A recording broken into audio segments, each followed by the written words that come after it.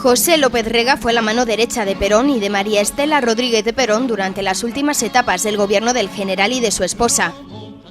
Hijo de españoles que habían emigrado a Argentina, desde muy joven manifestó un agudo interés por cuestiones religiosas y esotéricas, así como una inclinación profesional por convertirse en policía. Tenía los 50 años cumplidos en 1965 cuando conoció a María Estela Rodríguez de Perón, gracias, precisamente, a su común afición al espiritismo. Poco después de haber establecido una relación más o menos permanente con el propio general Perón.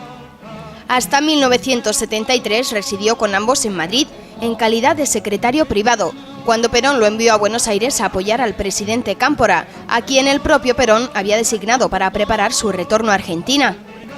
Desde su cartera de Bienestar Social, López Rega ayudó a Cámpora a reorganizar el Partido Justicialista. El objetivo era frenar la influencia de grupos de extrema izquierda que se habían infiltrado en el peronismo, operación que contaba con el acuerdo del general Perón, pese a que este, desde su exilio español, había alentado a las facciones montoneras manteniendo, cuando menos, una postura ambigua al respecto de dichos grupos. El 20 de junio de 1973 se produjo la masacre de Ezeiza, en las cercanías del aeropuerto bonaerense. En esa fecha regresaba Perón a Argentina tras 18 años de exilio, y las dos alas del peronismo pugnaban por acaparar el protagonismo de la jornada. De un lado, los sindicatos peronistas, englobados en la CGT, que representaban la derecha del movimiento justicialista.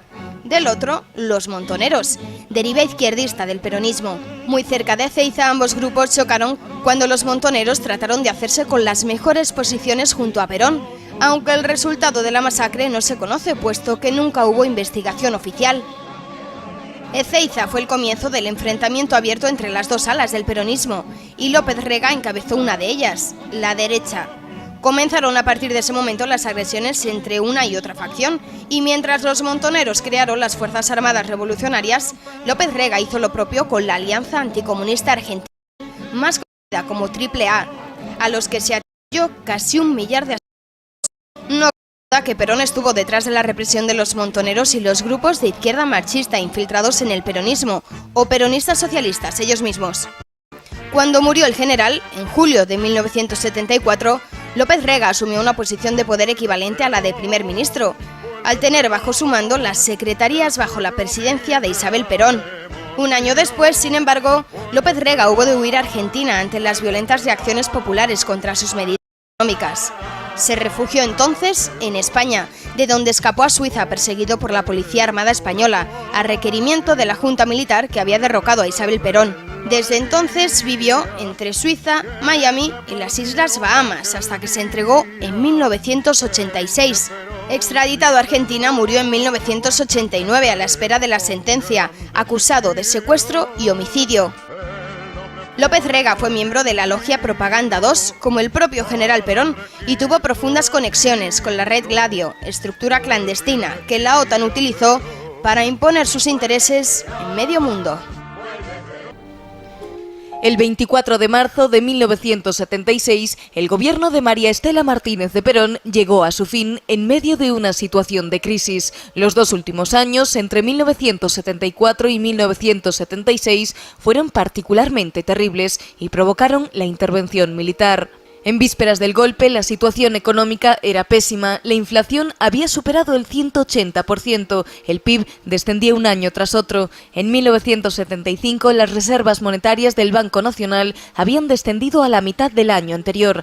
La balanza comercial se desplomaba. Las fuerzas económicas del país comenzaron a mirar al ejército como la única solución a la situación planteada.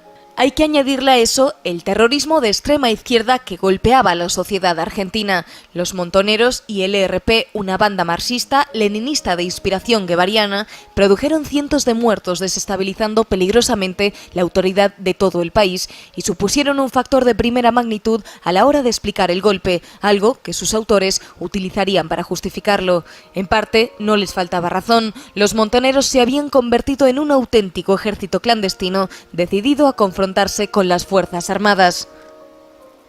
Los rumores acerca de un golpe militar eran conocidos meses antes de que este se produjese. Incluso el peronismo oficial se dividió en torno a esa cuestión, pero nadie pudo o quiso hacer nada al respecto. La misma noche del 24 de marzo de 1976, la noche del golpe, fueron detenidos cientos de sindicalistas conectados con los movimientos subversivos. Los militares impusieron el orden con rapidez y sumaron nutridos apoyos en todos los sectores sociales, incluyendo la clase trabajadora y, desde luego, la clase media. Entre la población no politizada, los militares gozaron de un respaldo que no es exagerado calificar de masivo durante la mayor parte de la dictadura. La Junta Militar reunió a las tres armas en las tres personas de Jorge Rafael Videla, que se puso al frente del gobierno, y las de Masera por la Armada y Agostí por el Ejército del Aire. El Ministerio de Economía fue entregado a Alfredo Martínez de Hoz, quien desarrolló una política neoliberal radical al estilo de las que entonces se aplicaban en los Estados Unidos y en Gran Bretaña. Otras esferas de la vida pública fueron también entregadas a organizaciones civiles, pero todo ello fue dirigido desde una óptica muy afín a la Escuela de Chicago y sus supuestos económicos. Se ha discutido hasta qué punto el golpe de Estado militar estuvo impulsado por los Estados Unidos en el marco de la Operación Cóndor. El régimen militar, declaradamente anticomunista, sin embargo, no ilegalizó al Partido Comunista y, aún más, mantuvo unas excelentes relaciones con la Unión Soviética que les produjo abundantes beneficios económicos. Pero Argentina entró a formar parte del conjunto de países sudamericanos en manos de dictaduras militares en el marco de los planes estadounidenses diseñados por el secretario de Estado Henry Kissinger. La dictadura comenzó a desmoronarse tras la Guerra de las Malvinas, entre abril y junio de 1982, con la que todo se precipitó. En un año y medio el régimen se agotó y en diciembre de 1983 la dictadura dio paso al gobierno de Alfonsín, inaugurando una nueva etapa de la historia argentina. Las Malvinas son un archipiélago en el extremo sur de América. Fueron tierra española hasta que, con las independencias hispanoamericanas, los ingleses se las quedaron. Argentina las ha reclamado siempre, pero sin éxito. La ONU dictó una resolución que obligaba a la Gran Bretaña a descolonizar las islas. Los ingleses hicieron oídos sordos. En abril de 1982, el gobierno argentino del general Galtieri decidió ocupar militarmente las Islas Malvinas. Comenzaba así la que sería, hasta el momento, la última guerra convencional entre dos potencias occidentales. Era el 2 de abril cuando las tropas argentinas desembarcaron en Port Stanley, rebautizado como Puerto Argentino. Enfrente, la primera ministra británica, Margaret Thatcher, anunció el envío de una flota mientras el Consejo de Seguridad de la ONU intentaba infructuosamente hallar una solución diplomática. Gran Bretaña sitió literalmente la zona en conflicto mediante un bloqueo naval y la imposición de una zona de exclusión aérea y tomó posiciones en las cercanas Islas Georgias.